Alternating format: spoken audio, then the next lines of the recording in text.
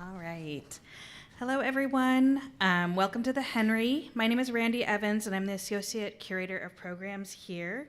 And I appreciate you all being here today. I know traffic is a little wild out there. The cherry blossoms are out, so we really appreciate you all coming and making the time for us today.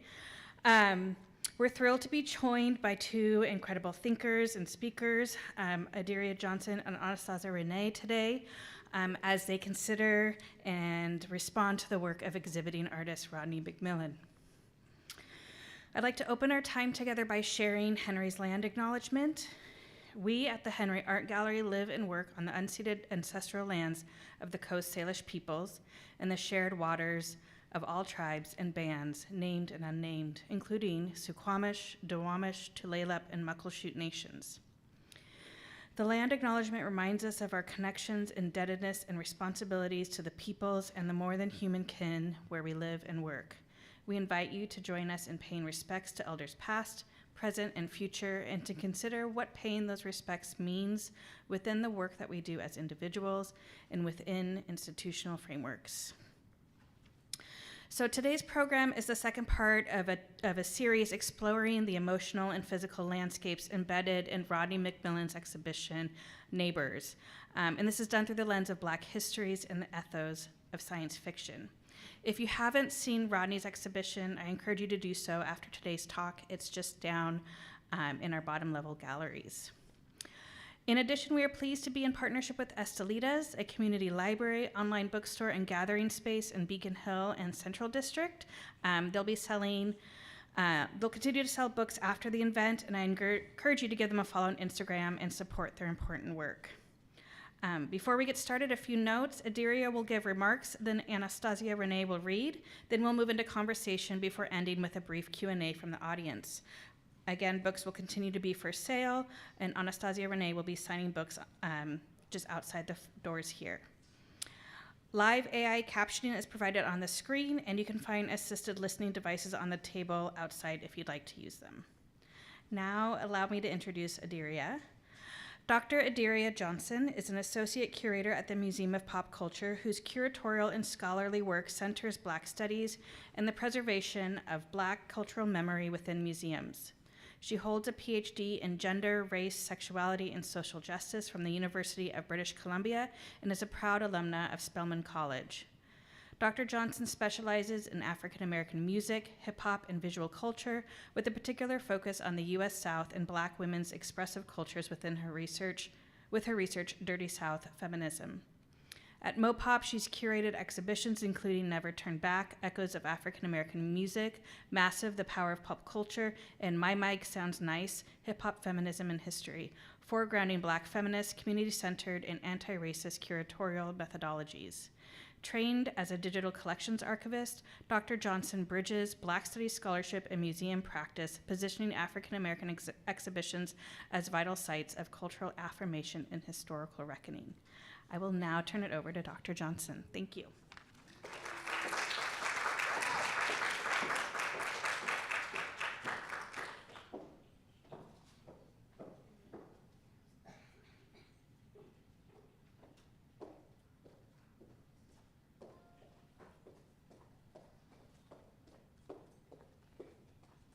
Hey y'all, happy Saturday. Oh, hey. So I'm really excited to do the second part with Anastacia, who's amazing. So I'm really excited for this conversation, for us to really just get through all the things and all the feelings. So y'all are gonna be in for an amazing treat. Before I start, I wanna share their bio and just the greatness that they've done and the book that's also on sale today. So please make sure you get a copy. I've read it and chatted with them about it. So I love it so much. So let's get started. So Anastacia-Reneé is a writer, interdisciplinary educator, pushcart nominee, multi-module artist, and the 2017 and 2019 Seattle Civic Poet during Seattle's inaugural year of UNESCO status. She is the author of Here in the Middle of Nowhere. She's side notes from The Archivist and Forget, Black Radish. Side Notes from the Archivist was named one of the New York Public Library's best books of 2023, as well as the American Library Association notable books for 2024. Renee was selected by NBC News as part of the list of Queer Artists of Color Dominance 2021's must-see LGBTQ art shows for the installation Don't Be Absurd, Alice in Parts, exhibited at the Frye Art Museum in 2021. Her experimental mixed art has been exhibited at Stanford Gallery, Frye Art Museum, the Center of Contemporary Art Storefronts, UN Contained, Northwest African American Museum, Virago Gallery, and the Specialist Gallery. And as a playwright, Renee has written and directed Talking with the Lord, a choreoprogram, Not My Size, 9 Ounces, and Queer Mama Crossroads. She has received fellowships and residencies from the Baldwin Arts Center, Cave Canem, Hedgebrook, VONA, the White Center, Mineral School, Ragdale, For Culture, Artist Trust, and the New Orleans Writers Residency. And their work has been published and anthologized wisely. Come on.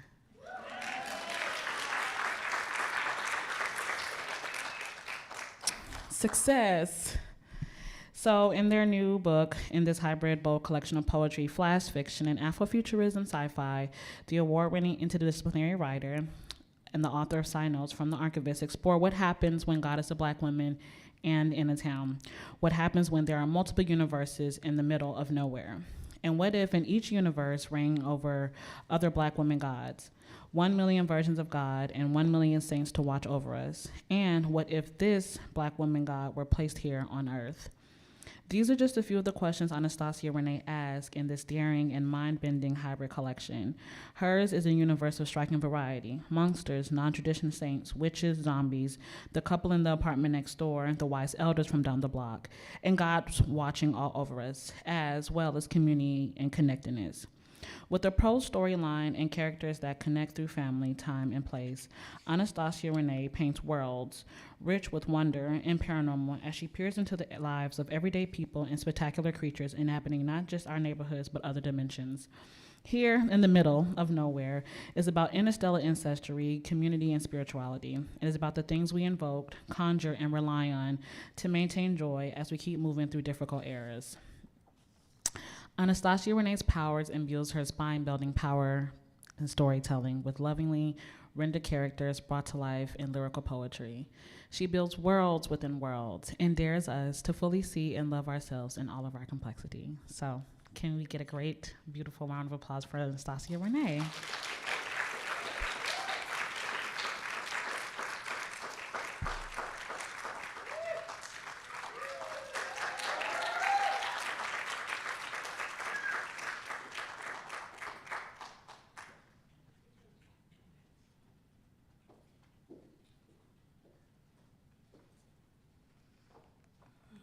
Hi, y'all. So corny, but hi, Mom. My mom is watching from Kansas City, and my baby sister, so just wanted to say hi. I am so excited to have this conversation and so excited to be here. One thing about me is I don't talk through my poems. I just read. So there will be no stopping. Thank you for coming on the journey with me, and thank you for being here. I will check in to see if you're all right, though.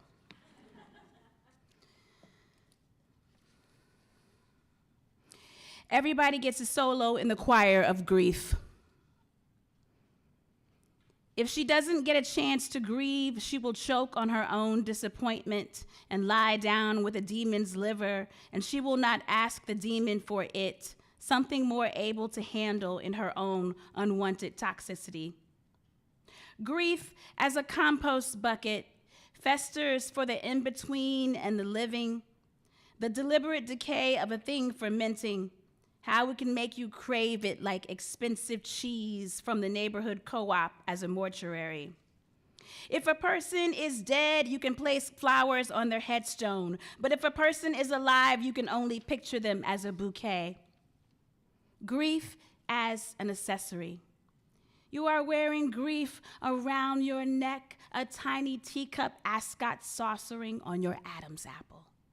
Sipping here, sipping there, tiny little sips of grief. You are wearing grief like a vintage cardigan all together and keep it pushing, and no one would ever know. Buttoning here, unbuttoning there, tiny hanging on by a thread buttons, missing whole buttons of grief. You are wearing grief in the best shade of lipstick. Put it on slow, a mat of purple bruises, lining here, puckering there, tiny little kiss marks of grease. When is there time for the Black woman to fling her frankness? Tiny flinging frankness here, tiny flinging frankness there. Grief as a yo daddy joke. Yo daddy's so dead on your birthday, he calls you from the grave. Ha, ha, ha. Grief as a Zoom happy hour conversation. Raise your glasses and let's toast to getting out of bed today. Hand clap emoji, heart emoji, TikTok filter, viral filter, like, off camera cry. Grieving makes you hangry, makes you scarf the skin off your bones, makes you pick hindsight from your wisdom teeth, makes you feel nauseous with all the feelings spiraling down. Grieving makes you want to diet and blame your need for control on the anorexia of your heart's refusal to keep anything down. Grieving makes you crave sugar and salt and anything at all to coat the nakedness of your shivering buds, always sprouting to find the familiarity of taste of being born sweet again. Put the past under your tongue and swallow the grief whole and pause. Think how many rows of cotton were not picked with your hands today. Try and be grateful for the living. Say hello to your grief.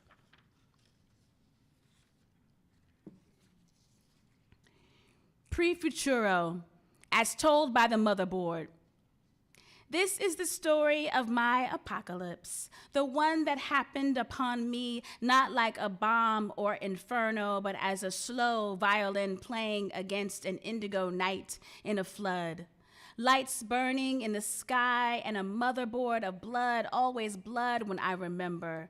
Most stories, I believe, are told when a person is ready to tell. And who can really know the full scale of a triangle's points? Who can know the true depth of any ocean's secret? This is the story of myself all broken in bits and spread across the ash of a memory's cast as a paste, not as a solve, for I am not in the place of smooth thoughts or glossing, but of chunks of vomit and buttons sewn on in the opposite direction. If I could name my apocalypse, I would call it pre-futuro. And I don't know why I would call it that, but that is what it is called. Pre-futuro will be told here, and you can leave now as some have at the end's beginning, but I urge you to stay. I urge you to be ready in your curiosity about a Black woman's end to the begin, about the body's wreckage and circuits rusting, metal folded imperfectly, and space shuttle ships still blinking, still blinking, still blinking with joy. The white of day, the black cat is not afraid if she'll fall through the white snow, not afraid of her darkness ever out and glistening in the white of day.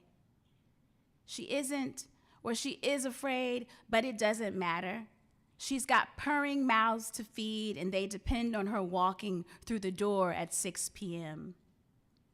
I watch her face the wind with courage in each back leg and desperation in her claws, and she looks like she could be trying to feed her children anywhere. Tulsa, Minneapolis, Haiti, Palestine. I run to the window to show her I care, to cheer for her as she considers leaping over the jagged fence. I look away in case she doesn't make it. I cannot watch another murder happen right before my very eyes, right where I eat and sleep. Mother Earth, for what it's worth, I never toss anything at your feet that you cannot walk in. I visit your tonsils and watch the toll of our teeth. I try my best to bring you flowers and sweet things to suck on while I watch prayers float into your wet mouth. Mother, I am disappointed in all the ways humans have chipped away at your crust in us. Who but you, Mother, has presented the most gifts piled under the tree, geography saint of all things and all places? Mother, if I could, I would grow myself back into the earth for you. Watch myself a seedling and survive through a harsh winter and bloom for the sweet breath of your sacrifices. Mother, may I call you Mother still? Mother, may I skip your strike of lightning to be your fresh new kindling again? Y'all all right? All right. When the world tells me there is nothing good coming out of my mouth and I'm at my breaking point, if I am a woman at my breaking point, in my mouth the last chirp from a porous bird nested extinct, watch it fly through my teeth, a gap there, an empty tweet of wings. Break me open like any gourd and sing inside my flesh. In my mouth, truth, like black licorice, too strong, too chewy for this erasure of a tongue. The blood of many and the crust so fisty, so knuckled and bedazzled with fury. If I am a woman at my breaking point, break me even into pieces of dancing cowrie shells and bouncing pelvises, turning counterclockwise to receive my broken intonation.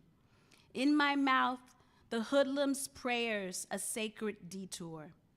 Into each molar and secret cavity, cast me on one side. Yeah, yeah, yeah. If I am a woman at my breaking point, I dare you, all of you, to break me and put me back together as a nod to reparations. In my mouth, the first period, all that innocence and shame and power tart and spicy like a fire Jolly Rancher. Baldwin, Kit, and Clifton, Lord in the form of a crispy cross at my breaking point. In my mouth, a closed door splintering, cuts in the shape of a wedge in my cheeks bulging. In my mouth, the only friend waiting at the floodgate of my tonsils, always in danger of being removed. And still, I stay here. And that is the point.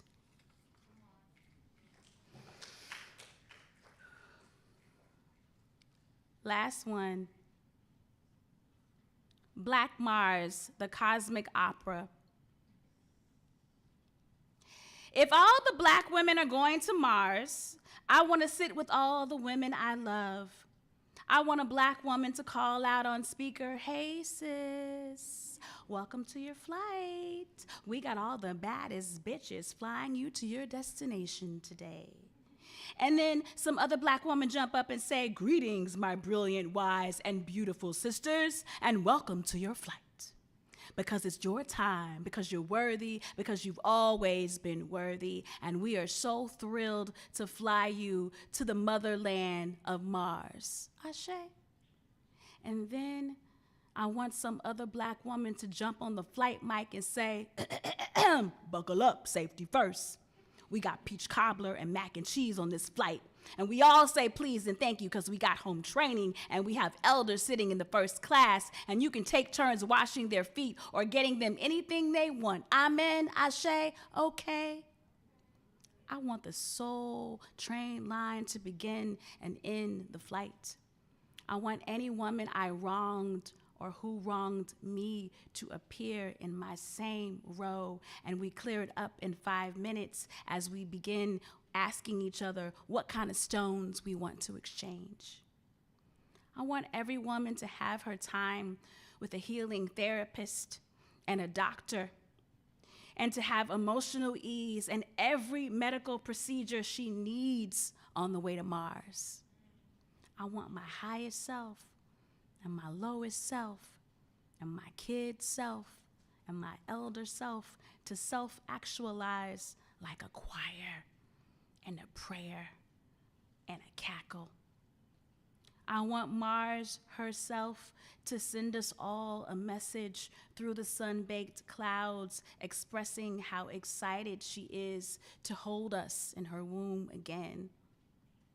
And we fly, and we good, and we gone. Thank you.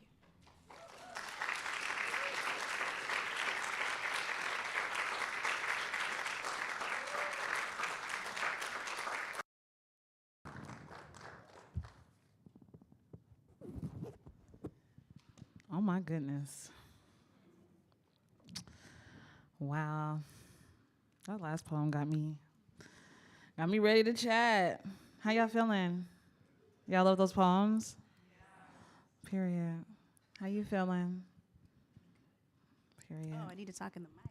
Oh, we can turn.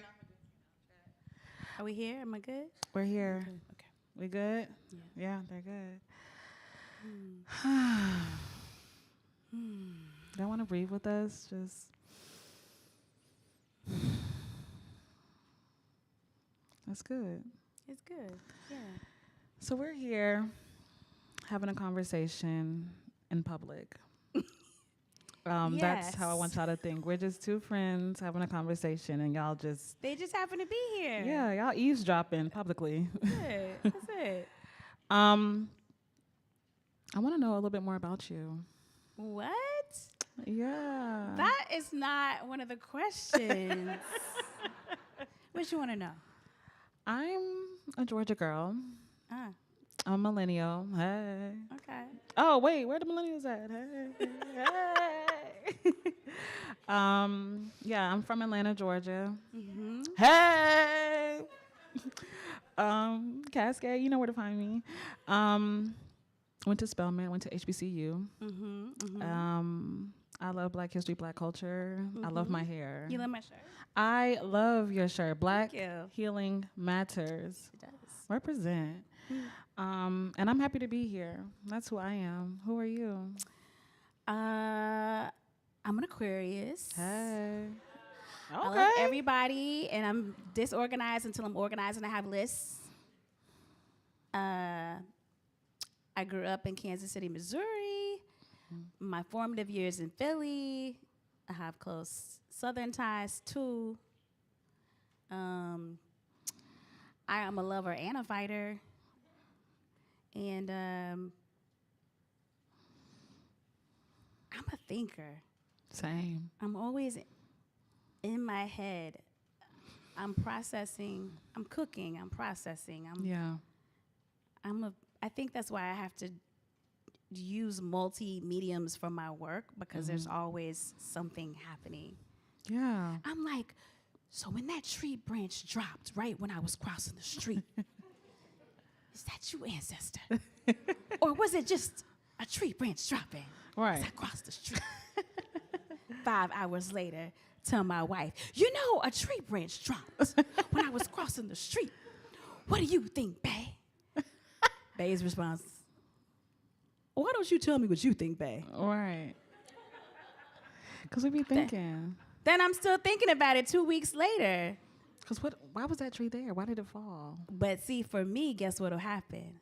I'll walk another day and the tree branch, another one will fall, and I'll be like, thank you. Hey, ancestors. Yeah. Yeah. So that's who I am. Period. I'm woo-woo. I'm all over. Yeah. I be thinking too. Yeah. I thought a lot about what we're going to talk about today, and We've talked so much behind the scenes. We I have. think that's what it is too. It's like we've talked connected incessantly now. about the exhibit and why the tree branch fell and everything. Right. Like, Look, because when we get to yapping, then it becomes a time. you know, so you gotta choose. We have to get centered. Okay. What is your sign? I'm a Sagittarius. Oh, we have to between Aquarius and Sagittarius, we will get nowhere. Right. We gotta figure out. We ain't even started the questions yet. Okay? We still talking about the poems. That's true. So real quick for y'all in the audience, we have some really nice imagery for you all to follow through. We have some photos from Rodney McMillian's exhibition, if you have not seen, but it is here. Mm-hmm. We have some exhibition work from Anastacia here as well. So engage, and I'm excited. I just want to look at it too. It's so nice. Okay, let's do the questions because I'm a Sagittarius. So I want to start off with, how do you engage with ancestry in your creative practice? Let's just start there. I don't always know that I am engaging with the ancestors. That's how close I work with them. I think some people, do the work and they're like, and now I'm going to involve my ancestors, or like, I did this, maybe we should invoke the ancestors. And I live in a household where whenever I cook, there's always a side dish. I always make a plate for my ancestors. Like, it's not a thing for me. It is just part of who I am. And so it only makes sense that the ancestors would be with me in my work. I never really think about it until we talk about it. Because I always think about them and they're always with me.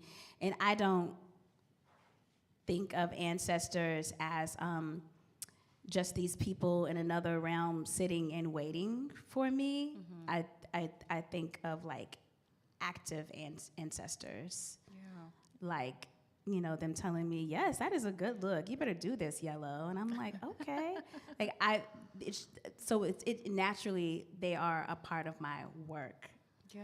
Now, when I decide to bring them publicly, I think is the issue. They're with me, but when do I decide what I've written, I'm okay sharing how I feel about them or involving them into my creative work? Then that's something that I really think about. Yeah. I mean, I think for me, I was introduced to even thinking about my ancestors like in preschool. I went to a Afrocentric preschool called Al-Kabulan. For those who don't know, that was like the original name of Africa. Just a little history. But before we would eat, we would always thank our ancestors, and we'll pour into a plant with water, and we'll say Ashe after we name whoever. Oftentimes at Spelman, we would give grace and love and honor to our ancestors as well.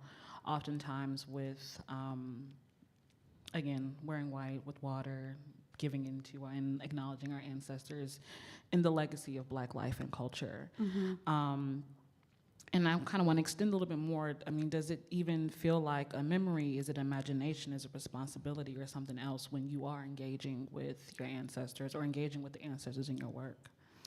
I feel like some pieces that I write, I'm writing the piece as a person in this realm with this situation, with these particular issues. And then maybe I'll take some time away from the poem, and maybe when I'm, at the altar or meditating or praying, a word or something will come about the work that I've been working on. And then I may include them. And sometimes, honestly, a poem is written with such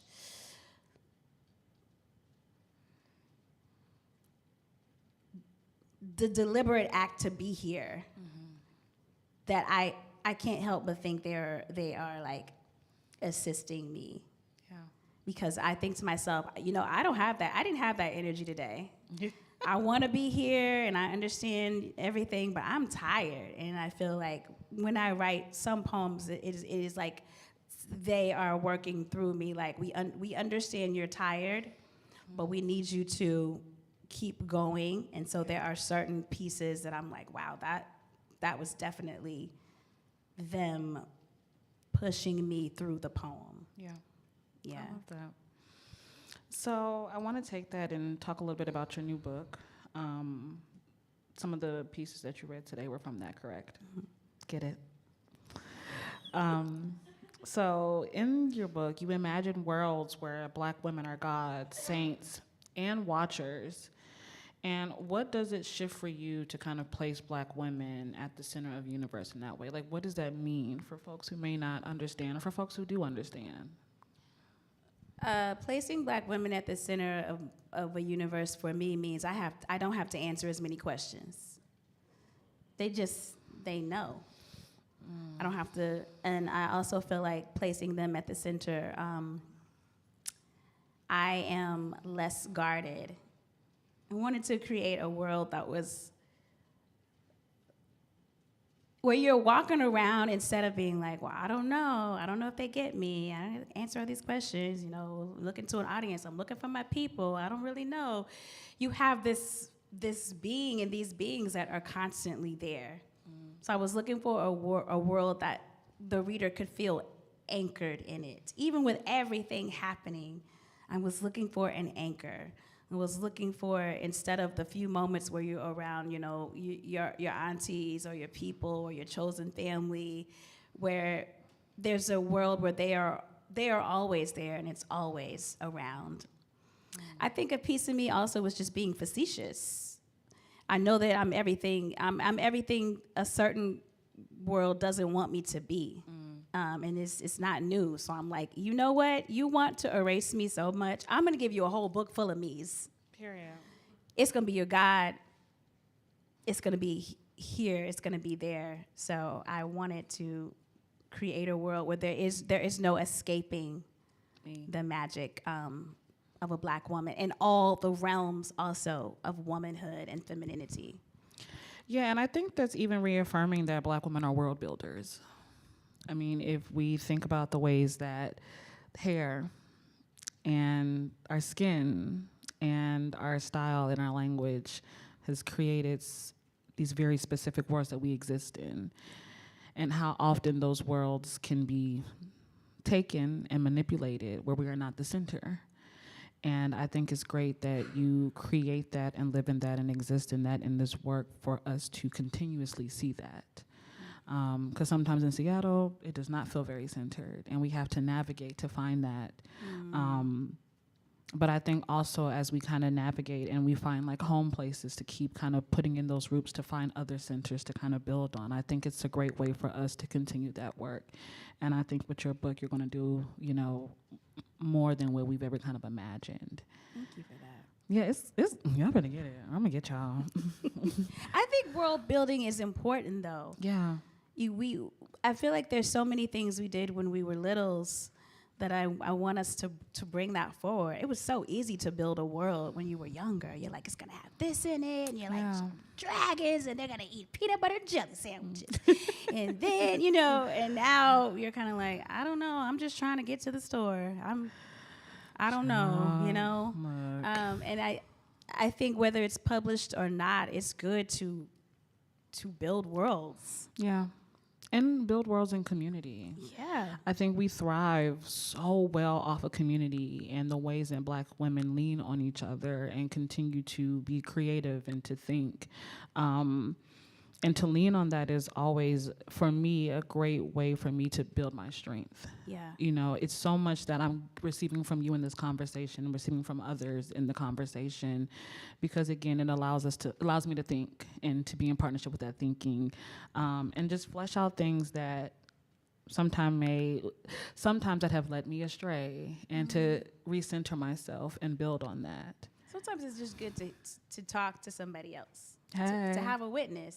Hey. Sometimes you just, I used to hear that phrase going up, can I get a witness? But now I'm like, can I get a witness? Right. So I think it's good in bad times and good times to practice sharing even what you're thinking. We are now so closed in. Yeah. I don't know how to explain it. It's like even outside of the Zoom, we're walking around in Zoom boxes. And I don't like that. You could be with 20,000 other people, but we're all just still like zoop, zoop, zoop, zoop, zoop. And it doesn't feel natural or organic. No. And it sucks because, I mean, we thrive off of being social and engaging in ways, in very human ways, where we can kind of live in our senses, which I feel like we're going to get to a little bit when it comes to noise. But I think, again, even with this and some of the things that Rodney points out is how do we continue to live and think about how Black folks continue in futures, and how can we live in the future and exist in the future when sometimes our present isn't always certain. And I want to take us to the next question.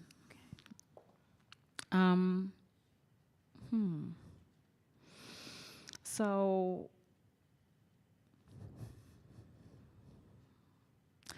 across Rodney's exhibition, there's these tensions between presence and absence.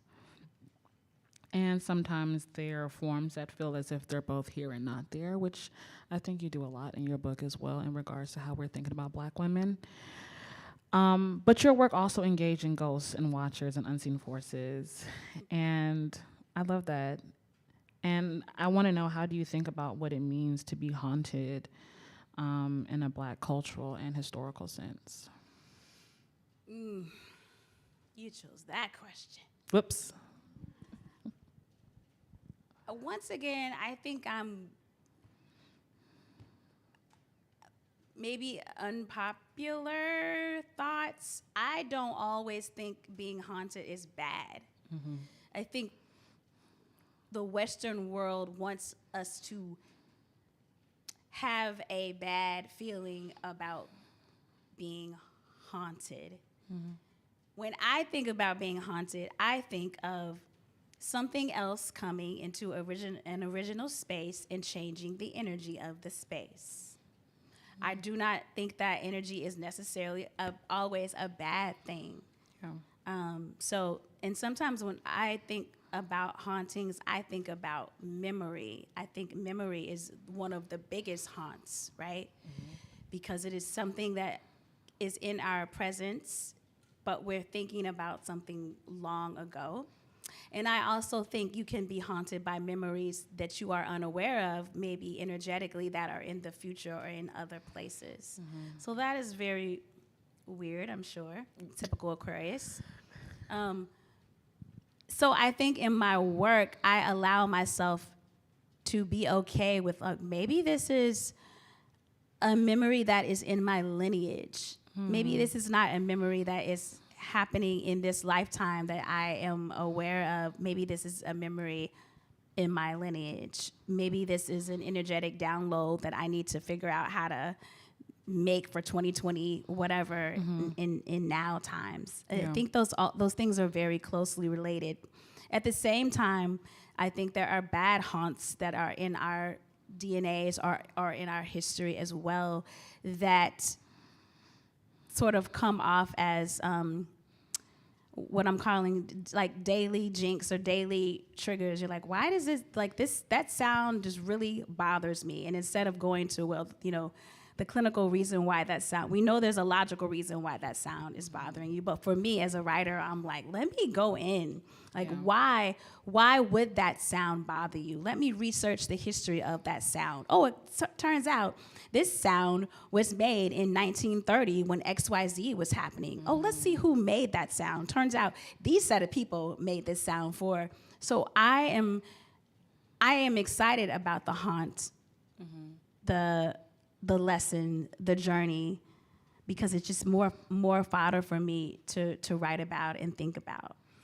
And you know what I also thought about, even in your definition of how you're even thinking about haunting, is in Octavia Butler's Kindred. Have you ever read Kindred? Yeah. Mm-hmm. And so for those who, I'm not trying to spoil it, but her main character gets pulled back in time from one of her ancestors, who is a young white boy who is the son of a plantation owner. And every time she gets called back, he's always in danger. And her task is to protect him, to save her lineage. And I think your idea of haunting is this past that she's dealing with in order to save her legacy, and thinking about even the Black women in her past and her family who do not know about her or know the future of her as a Black woman. What does that preservation mean? And this form of haunting may not be seen as a ghost following me, Right. but as my past lineage preparing me to exist. Yeah.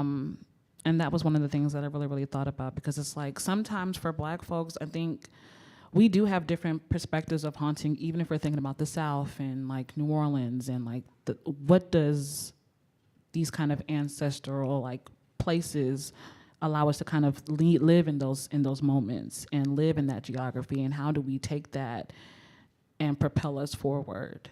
Yeah. I have to think too. I also think about Toni Morrison's Beloved, how you know that character got such a bad rap when the movie came out. Like, how could she's so pretty and they made her slobber all over herself? And I'm like, yeah. Like you have to think about the history of that character. Why was she haunting the area? And I think too, we are science fiction. Hey. We're miracles. There's a lot, not all, but for many of our lineages, it wasn't even expected that we would be here. In their past, they had to dream up a future, and huzzah, here we are. Yeah. So I don't think it's too wild to think like there could be people already in the future hearkening back to us of like, you remember that talk at such and such? That's how my mind works. I have to think that there's always a futurism for us. Yeah. I love that. Thank you.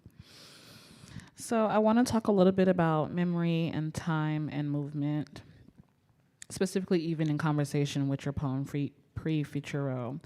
Your work collapses time, past, present, and future, where they often feel like they're happening at once. And sometimes there's this nonlinear timeline, but how does that allow you to, or help you craft like what to say about Black memory and how it moves across time? Because the poem for me, it definitely talks about this idea of a very catastrophic ending to prepare us for what our future is going to look like. And sometimes people don't want to think about that. Yeah. But, you know, what is that process of thinking about memory and time and how we're navigating through that? Like, how does that come about within this poem a little bit more? I think, well, first of all, I think that poem is really a lot in conversation with Rodney's work, because it's of all the futurists, the texts and the paintings are all like otherworldly, another world, while he's also dealing with the travesty of things happening now and in the past. So I feel like his work definitely does the both and all together. Yeah. I think you're right. When I wrote Pre-Futuro, behind the scenes secrets, it's at the end of the book, but I actually wrote it. It was one of the first pieces for the book.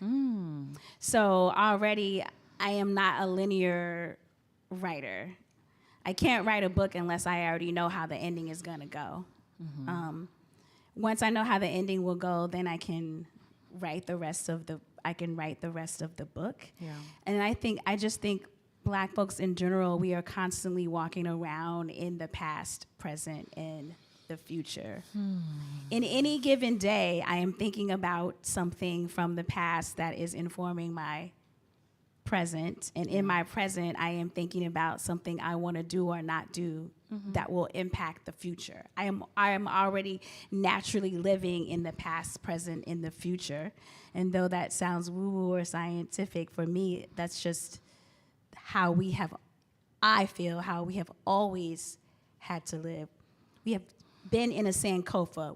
We'll go back, bring that Sankofa, go fetch it to the present, and then we're like, and how will we get through to the future? Yeah.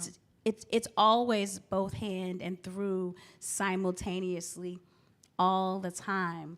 You'll hear a baby is born, and somebody might say, whose elder is that? We're already thinking in ways that are past and and that same child, they're gonna grow up to be blah blah blah. I think it's just natural to move between worlds.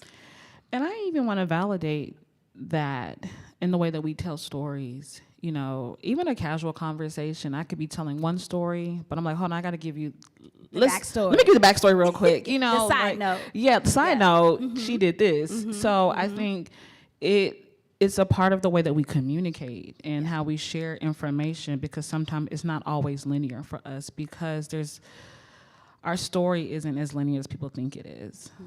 And we rely on the past a lot in a lot of great ways, and we rely on the future in a lot of great ways for us to really work with our present.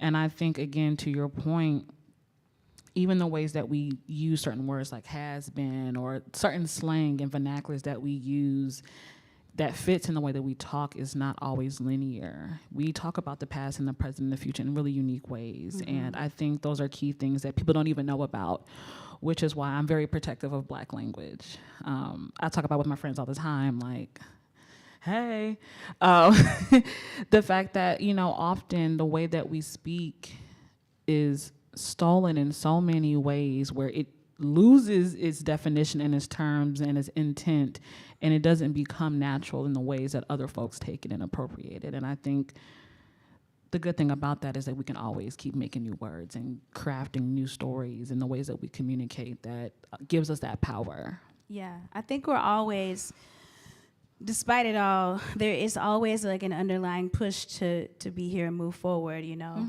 You know, something. Oh, it's giving me life. Think about that. Or it gave me life. Like that's big. Yeah. You know? I love that. I think we can talk on and on about that. We probably. Well, I also want to talk a little bit about sound and noise, and this is something we talked about a little bit beforehand. You know, you mentioned that we're constantly surrounded by like sound and noise, and sometimes it's too much. And you mentioned like media and culture, you know, the sirens, violence, all of these different things. Let's just sit with that. Like, tell me more about how you're thinking about noise. I think that sometimes we can be numb to the noise as a way to keep ourselves grounded. You know, you're just like, there's so much noise happening. I need to just power down and not hear any noise.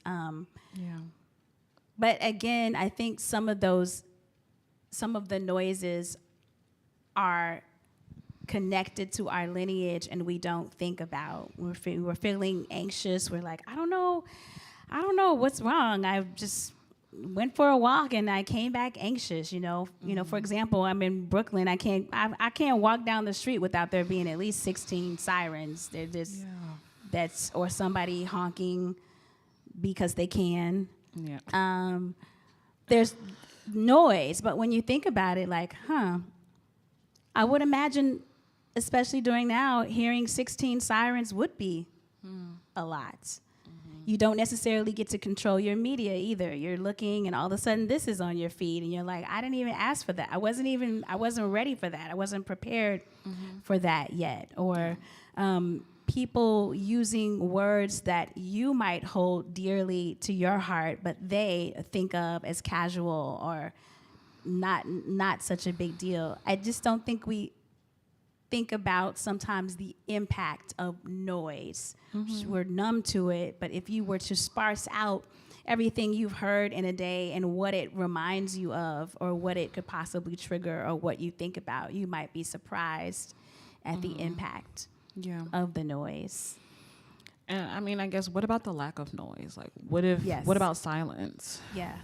That too. That's what I was talking about, the isolation. I feel like there has to be some kind of balance because I love your headphones, but if you have one of those all day, when are you then you're missing out on the birds. Yeah.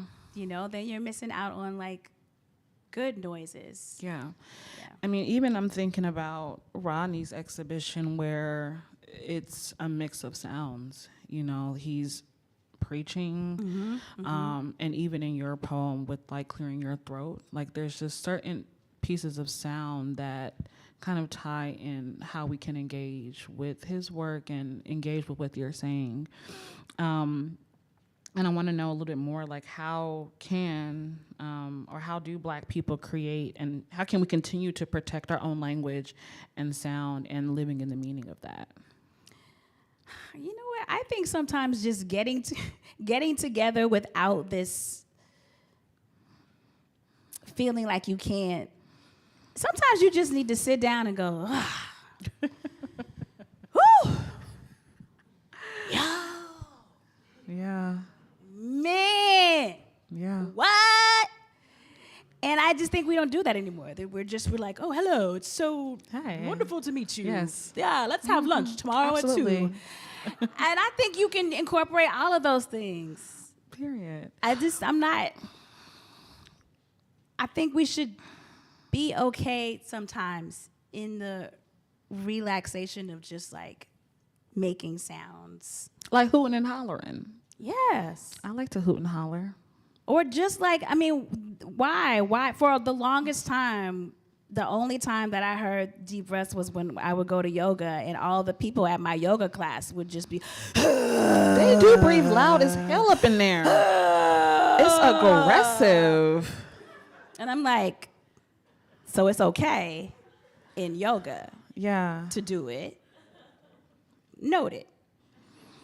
I thought I was Right? the only one, because they be breathing loud. And my Pilates class, they would do that too. It's aggressive. I'm saying it's okay, but I want to know that I don't have to wait for that. A class. Sometimes to express my feelings without someone being like, oh wow, you know. And then this again, like it goes back to the history of like our bodies being policed, our voices being policed, our sounds being policed. We are not allowed. We have to withhold a certain amount of silence. Yeah. Right? So I'm joking, but I'm serious. Like I wanna be able. I have home training, mommy. I don't want to be just out here, you know, yawning, sneezing, and farting or whatever.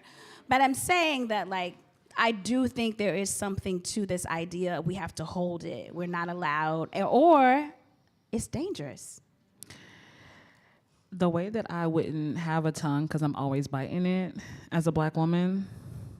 Yeah. You know, it's intense. And one thing that I had learned, one of the best things I've ever learned, is about W.E. Du Bois' double consciousness. And I think as a Black woman, there's also that third layer of like being Black and being a woman, and how are people perceiving these different layers of me, and how I'm turning my mind and always thinking about what are these perceptions of me when I breathe too much, or Because you're thinking in the future.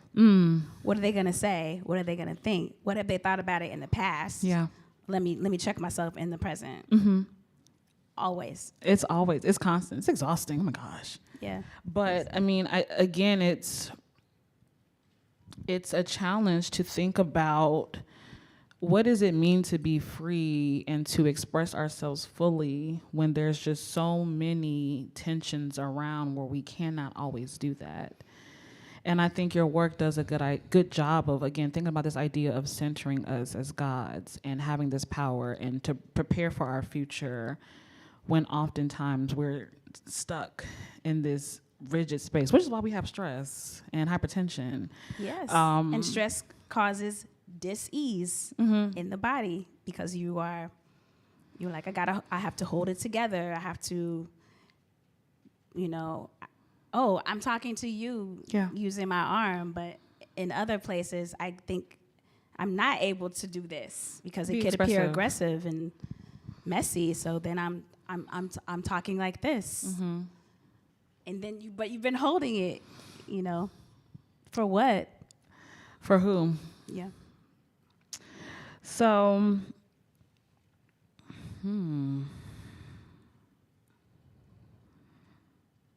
there's a long history of Black expression, and we're on this, being taken, repackaged, and sold. What does it mean to you to create work that resists that and being easily consumed or commodified? I think to talk about that, I would have to talk about the J word. Joy. Yeah. Let's do it. All right. I mean, that'll bring us back around to that. We can come back around. Yeah. This is a circle. Well, how do you define joy? Freely. This is a safe space.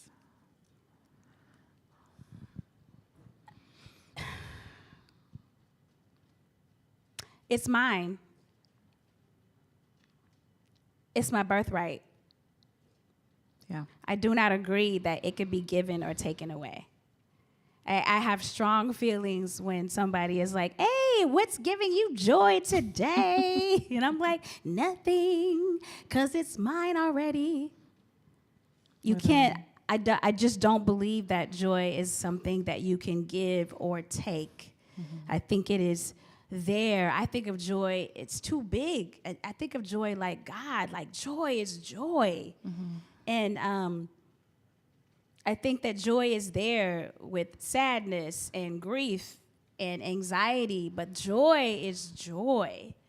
So I think I don't subscribe to, I really want to focus more on how can I be happier, calmer, but joy, that is, man. And I think it gets commodified. I think Black joy now is being commodified and appropriated because it's like, oh, that's what it looks like. We're gonna have a Black joy party, and I think that's great if the intentions are that. But I also see that now being appropriated and taken away, and to me, it just seems so. How could you lessen joy? Joy is so big. Yeah. And I wish more people knew that you have it. If you're sitting around waiting for someone to give it to you, that must be lonely. And that might cause grief because you're waiting for some big thing to happen to give. But if you knew you already had it. Yeah, when I first met you and you just were casually speaking about it, I was like, we have to talk about it. Because to your point about the way it's been commodified, I mean, I think for me, my parents have instilled joy in a way where I know it does exist. And perceiving how people understand its existence within them or not is this idea that it has been stolen from you. And I think being a Black girl, that's often the narrative, that it has been stolen from you. And to our previous conversation about the worlds that we build and the way that Black girls build worlds, I think if we consistently live in this idea of how we can be world builders and what makes you happy and how to be imaginative and creative, I think that can raise awareness to this idea that joy exists within you. And so I think about, in this exhibition, we're surrounded by these different landscapes of violence, memory, and residue, but they feel alive and expansive. So how do you even see joy existing within the landscapes that are often marked by grief?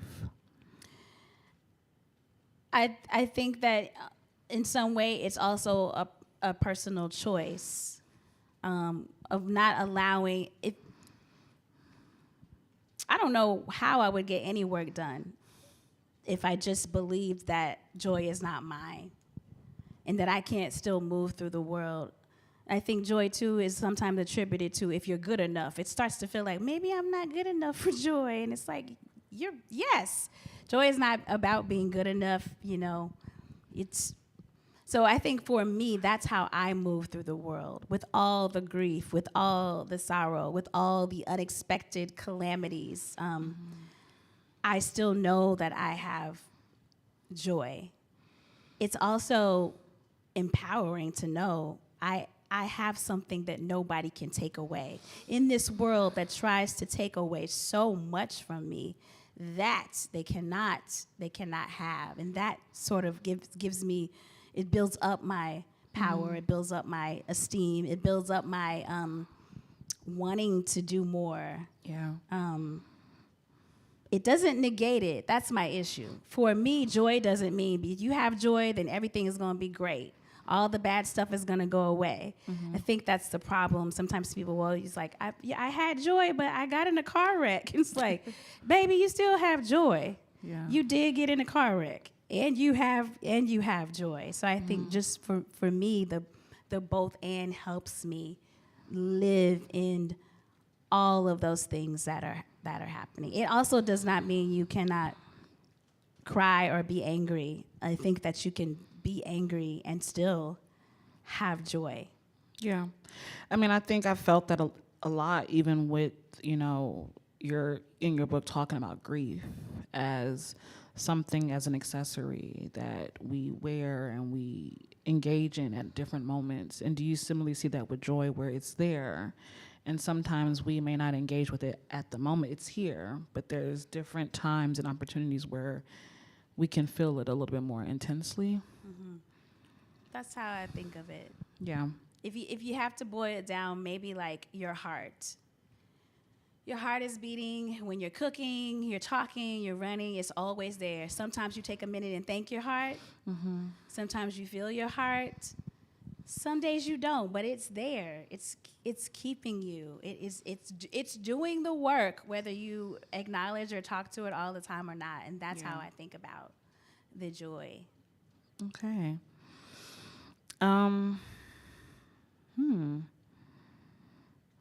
So there's often pressure to perform joy publicly. Yes. But what would you say the difference is between joy as a performance versus joy as something internal or ancestral? If it even is that.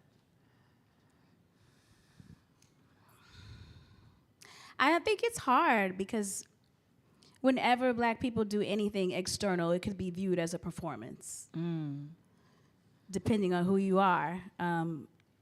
So I don't think it's hard for me. And sometimes you are outwardly expressing joy, but I think that the internal part for me is the most important. It doesn't matter to me whether everybody is like, oh yeah, Anastacia is over there having joy. It matters more to me like what I know and what I'm feeling, and that will help me move in a different way in the world. I'm less concerned about external perceptions of it. Perceptions of joy than what is going on internally. Yeah. Because for me in my work, what's going on internally, then it will come out. It could come out in my book. It could come out in art. So maybe that might be ways for me that it comes out externally. Yeah. Okay. Can we go back to the other question? Is it ready? Is it time now? Can I? Okay. So there's a long history of Black expression being taken and repackaged and sold. What does it mean to you to create work that resists being easily consumed or commodified? Well, I think the part of that question that is hard is that I am a writer who sells books. This is a commodity. Whoops. And so there is a piece of me who is like, buy the book, get the art, Yeah. So I have to. It's my work. But then there's a piece of me that is like, don't appropriate my language. Yeah. Don't say something is yours and it's not yours. Don't belittle my woo-woo. Yeah.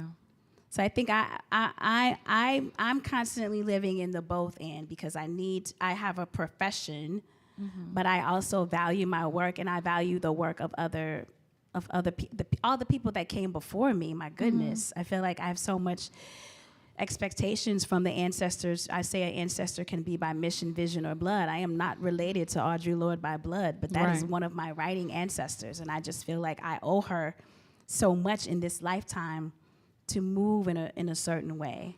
Yeah. And honestly, our words are always going to be stolen. Dang. Big facts. Yeah. But that doesn't mean we stop making words. Yeah. or that we claim what is ours. As long as we have, especially with all the things now you can use to watch and listen to things, you can imagine that things are going to be stolen. But see, I think that's part of the resistance and the joy. I'm not worried. Yes, it's going to be stolen. And for every word you steal from me, it's 25 others in the waiting. If I worry about it, I'll never get anything done future-wise. I'll be so consumed with, you took my phrase, you did this.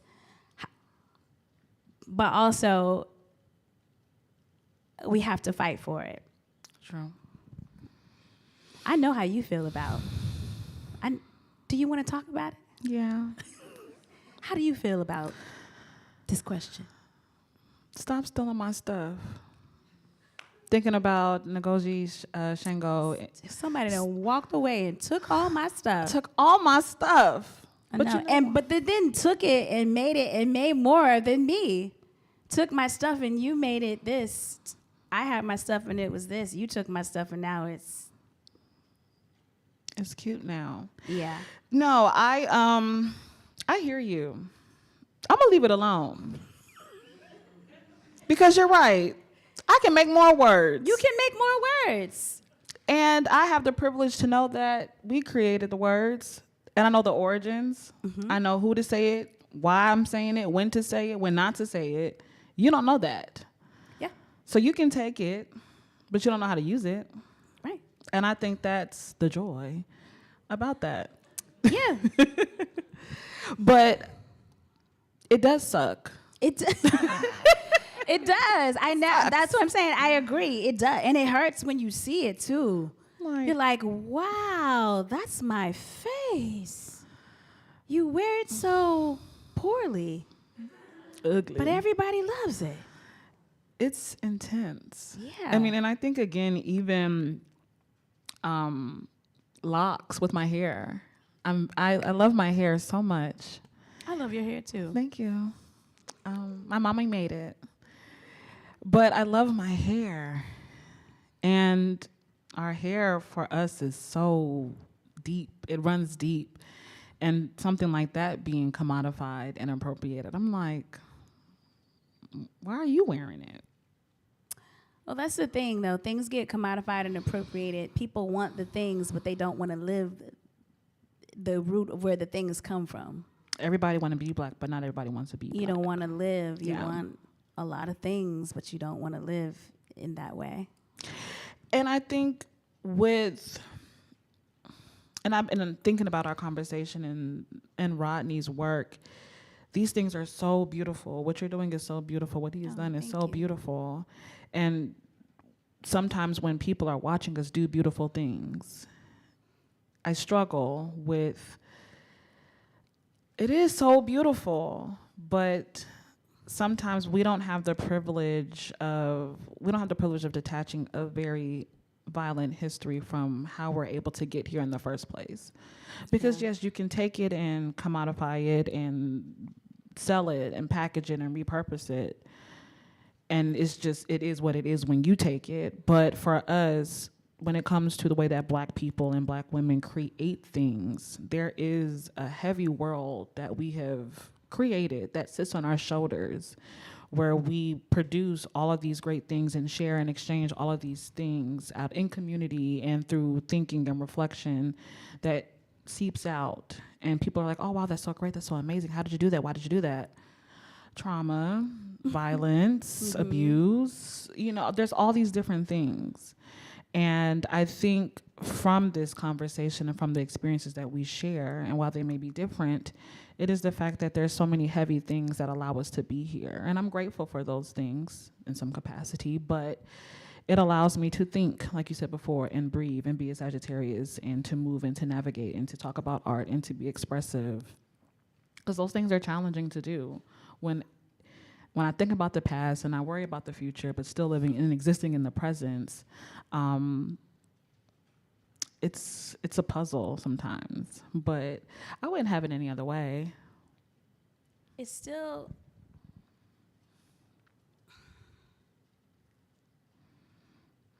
I wish I could have sat with my younger self to say, it's always gonna be hard, and it's always gonna be good. You will know a lot of things, stay curious, and there's a lot of answers you will not be able to give. I think sometimes we just need to be okay with not knowing, not being able to fix everything. I come from a people who we want to fix everything. Yes. What is broken? I'm gonna fix it. I will fix it. I don't know how. Yeah. I will fix it. And I think, I don't know, a bigger realization I've had is sometimes fixing things means acknowledging you cannot fix it. But it doesn't mean you cannot move forward. And that was the answer to the last question. Literally. Ashe. Okay, how do we live in the histories that don't stay in the past, especially when they carry both trauma and possibility? Okay? Literally, wow. See, we're connected. That was us working in the future, not even knowing. I truly had no idea. So thank y'all. That creativity. Thank y'all for chatting with us and listening.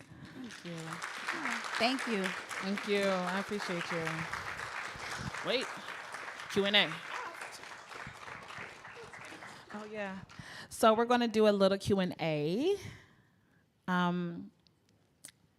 Raise your hands if you would like to ask a question. Is this working? Oh, there we go. So we do have a live stream, so if you want to make sure to speak into the mic, and we'll have a few questions. Hey, what are you working on next? But speaking of the future.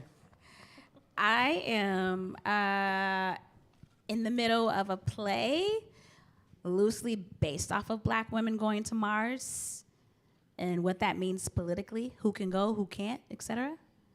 And I am working on a book of flash essays, retro essays about things that have occurred before 2026.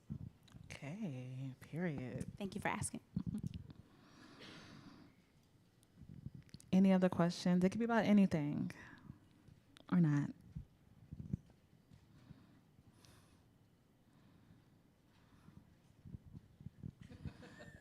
Mine, it's not a deep question. I was just curious about the book you guys were talking about, what the name of the book was. That you wrote. Yeah, what's the title about? Where's it come from? Here in the Middle of Nowhere. It's futurism, fiction, and poetry.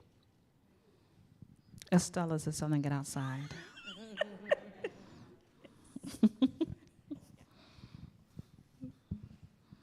Anastacia, aren't you also working on a novel? Not your friends. Why, yes. I'm editing a novel. Yes, and oddly enough, that novel too has futurism, speculative fiction in it as well. Thank you. There's one in the back, hand raised.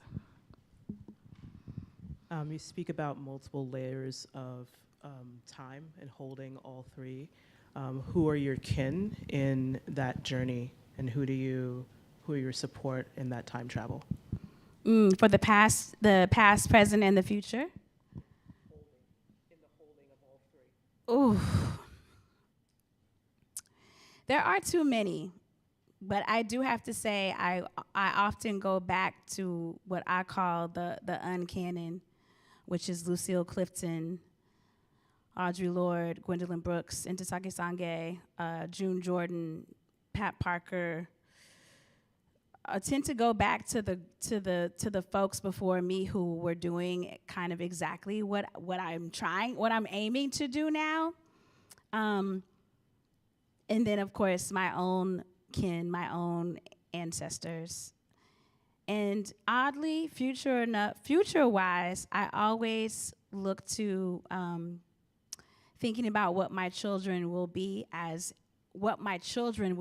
elders. I have 2 children, and I often think about them and elders, and that makes me so excited to see them, to visualize them in the elder world. And I will ask them sometimes before I write, elder children, what do you want me to say?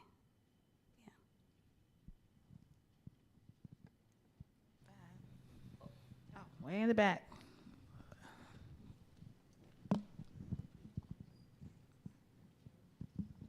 Hi, Anastasia. My question is about Alice from like 8 maybe years ago. And I'm curious if there's some basis of Alice in this work about the future, like where she's at and what role she's playing now. If Alice were here, she would not answer this question. She would literally just take out a cigarette and start smoking. But she's not here. So, yeah, I think as we were talking, I was thinking about Alice too. I feel like Alice is still around. I think I mentioned her in this book, but I don't say her name. And she definitely has a life, spoiler alert, in my novel. But I think the Alice character in 9 Ounces, I think there needs to be another run of current Alice. I do think about her as a Black woman in multi-layers, which is why I included her in this last exhibit, because I think that she has gone through and is theoretically and in the fiction world going through all that we are going through now. So she's pretty vigilant and around in all the work I'm still doing. All right, I think we'll finish with that. Thank you so much, Anastacia-Reneé and Adeerya, for being here today. Thank you all for being here. And again, say hi to Estelitas on your way out, buy a book, pick up a postcard, see the Rodney exhibition, and enjoy your day.